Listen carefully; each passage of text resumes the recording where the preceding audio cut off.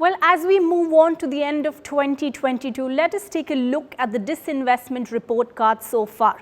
Well, as you remember, the centre pegged a target of rupees 65,000 crore for the financial year 2022-2023.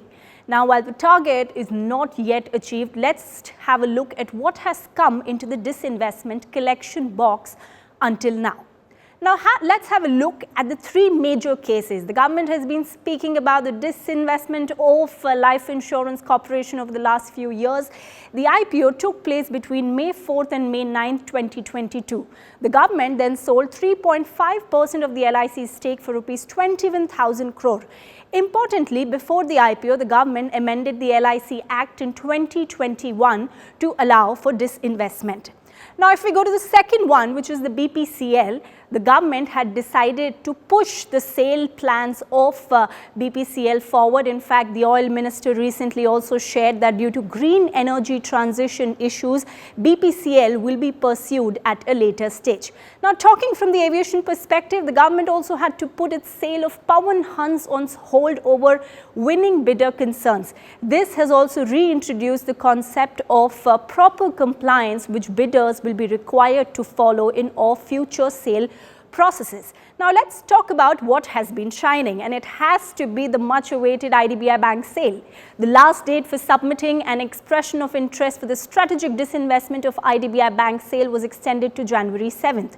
From the present last date of December 16, the Department of Investment and Public Asset Management said in a notice, the government had sought bidders for selling 60.72% of IDBI Bank Limited held by the government and Life Insurance Corporation of India, along with the transfer of management control through strategic disinvestment, which began in October.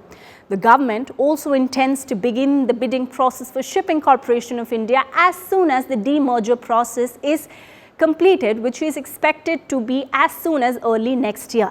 And of course, government is looking to begin with the sale process for Concor.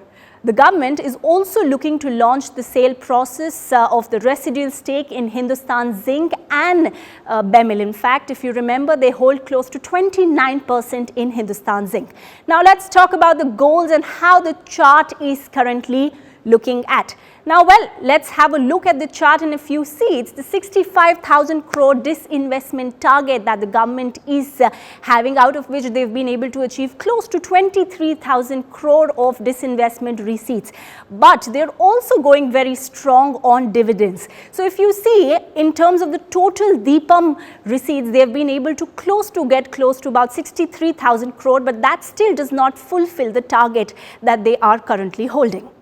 Now, moving ahead, let's not forget that DIPAM has reiterated a lot of times that it is not about targets but making assets out of this whole process that they target at. In fact, if you remember, Business Today Television was the first one to tell you that government has already started to chart out its plan for the next disinvestment sale, and keeping in mind the target that they're going to announce in the next budget, we are being told that government could look at close to 35,000 crore target, which is of course going to be a lesser target in comparison to last few years.